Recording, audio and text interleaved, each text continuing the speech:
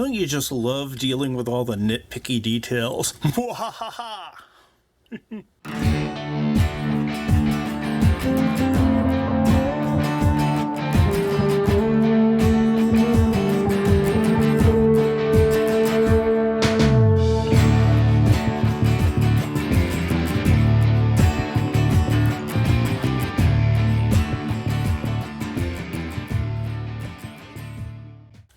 Proofreading is the last final check to make sure nothing looks wrong, to make sure nothing is wrong.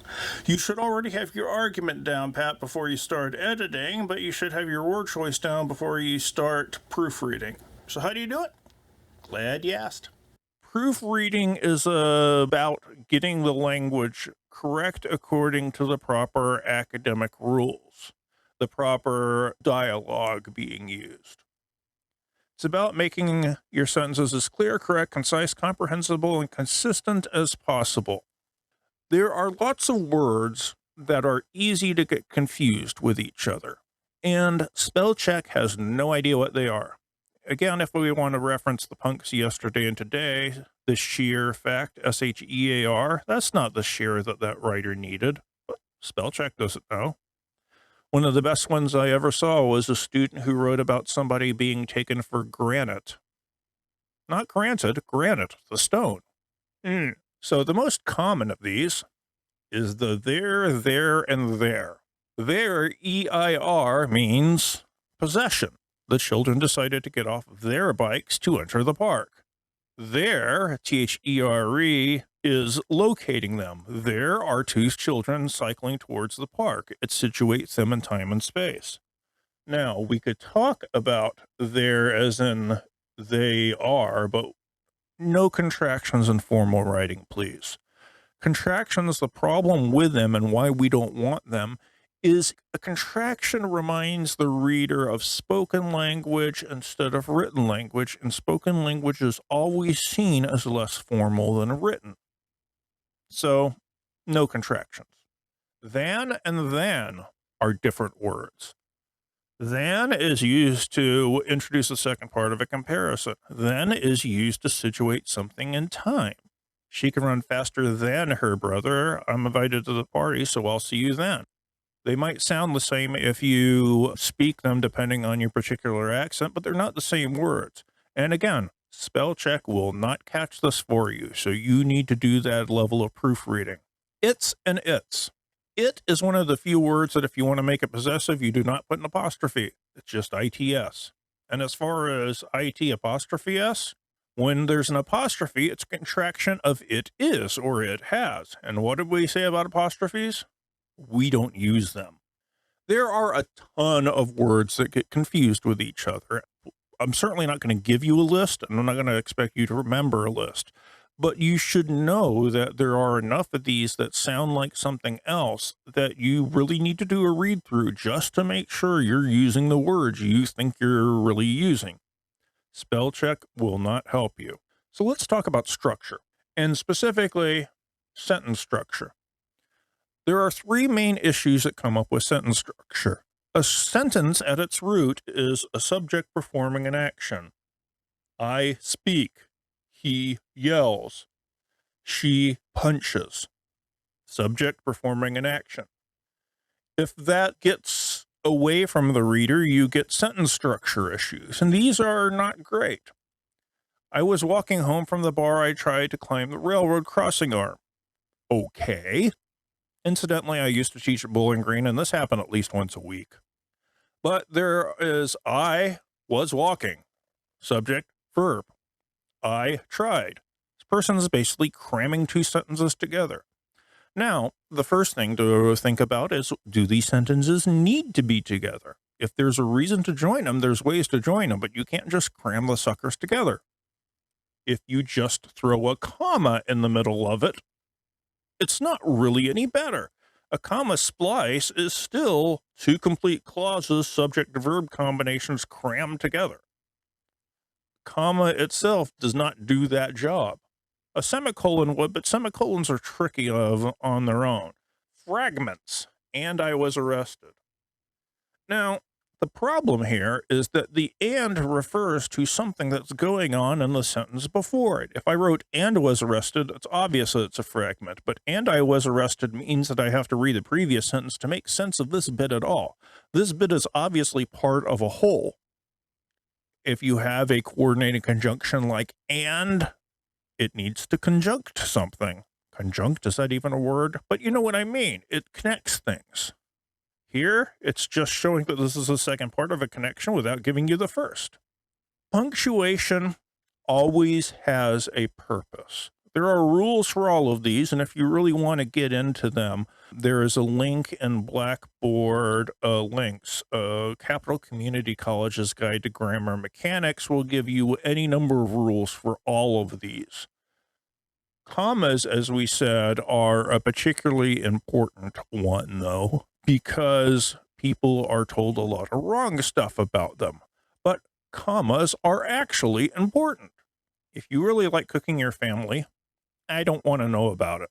Commas are units of organization. They help you organize meaning. So if you don't put them in, your meaning isn't connected in the way it should be. Now, if I gave you a writing handbook, I can guarantee you there'd be at least 12 pages of rules on commas. But rather than try to give you every single instance, I'm going to give you the ones that you actually have to worry about. You already know that if you're doing a list, you put a comma after each item, including the one before the coordinating conjunction. I like cooking, comma, my family, comma, and my pets. That's the Oxford comma. We use it. You know that if you're writing a 4-digit number, you put a comma after the first one. Every 3 numbers, there's a comma. But the ones we really have to worry about, 1, non-restrictive modifiers. If there's information in the middle of the sentence which is completely not necessary. George Washington, our first president, served 2 terms. Well, yeah, he is our first president, but do we need to know that to make sense of the sentence? It's nice information, but it's not essential to the meaning here. So it gets put into commas so we can see that it's a non-restrictive modifier or non-essential clause. I've heard them both used. So one purpose of commas, show us stuff that we don't have to pay all that much attention to. If you're reading something that's really complex, knowing this will help you guide where your attention needs to be. When you need to send 2 sentences together, if there's a reason to connect 2 sentences, then you use a comma plus a coordinating conjunction for, and, nor, but, or, yet, so. That's not all of them, but it's enough. I checked out 3 books from the library, comma, but now I find it impossible to read them all. You put the comma there because they're 2 separate clauses, subject-verb combinations, and the coordinating conjunction because there is some kind of relationship between these 2. But shows a progression.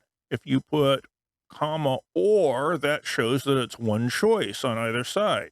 Comma and combination. These all do different things. If you want the sentence to have both sides completely and utterly balanced, then you could put a semicolon without a coordinating conjunction, but the comma does mark out that there are those independent clauses. Again, it helps us organize how meaning operates in a sentence.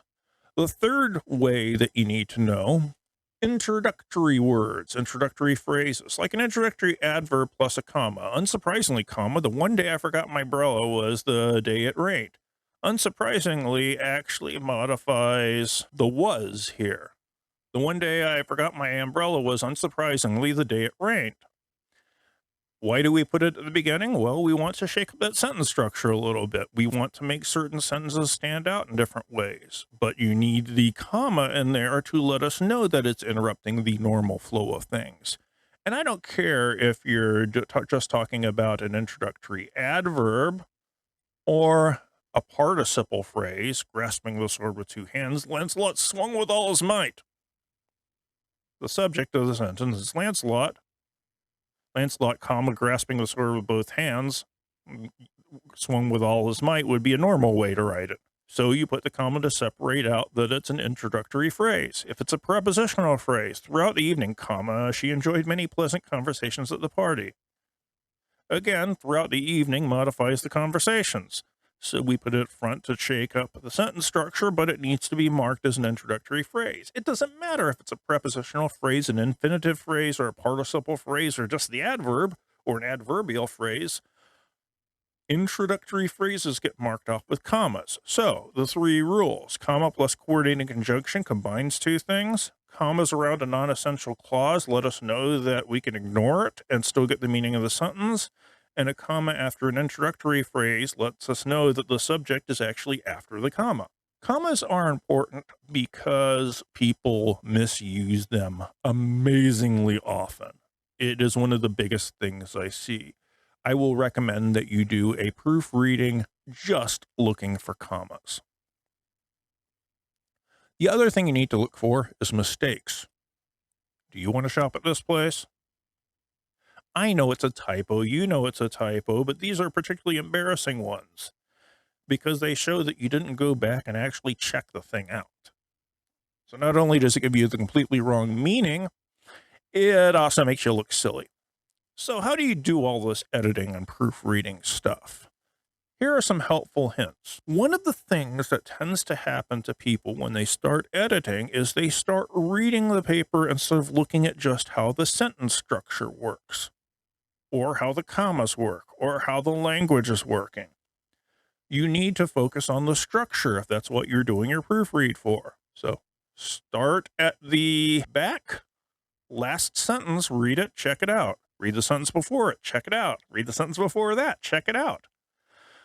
You do that, you will be able to focus a whole lot better and find the faults without slipping into reading, because I don't know about you, but I don't really know too many people who can read something that's going backwards. So you can read it from the end to the beginning. Focus on just one thing. You cannot get everything in one read-through. Do focused read-throughs for whatever things you tend to do wrong. This is why doing the peer review sessions is important. It's why having a critical perspective on your own paper is important. The more you know the things you tend to mess up, the more you can correct those things. I always do a read-through just for narrative voice to make sure I'm not shifting to a you, to I, to we, or something like that. I do a read-through just for tense. Am I going from past to present wrongly? Most people need to do a read-through for commas. If you have a lot of comma problems, you might need to do several read-throughs, one for coordinating conjunctions, so on and so forth. Probably need to do a read-through just for sentence structure. Print out your piece. If you're writing on a screen, you've been used to seeing it on a screen. Seeing it on actual paper might make everything look a little bit different, and it might allow you to become a little bit more aware of the things that are going on in your paper. If you don't want to print it out, you can at least change the font. And doing that will have a little bit of the same effect. It will start to look like a different paper than the one you've been staring at for hours on end. Finally, you can read the sucker aloud. Now, spoken language is not the same thing as written language. I know that, you know that. But when you speak something out loud, if the wording is awkward, if the phrasing is off, you're going to hear it a lot better than you might be able to read it. So while I wouldn't completely rely on this or any one strategy, these are all good things that might help you to see things you'd otherwise miss. This is really a case where the details matter. Mistakes in this area can derail you a little bit, but they can also make you look like you don't care. And that's going to sour the reader against your argument before you really get into it. So spend a little bit of extra time. Do a couple different proofreads. Look for different things each time. I know you can do it. See you next time.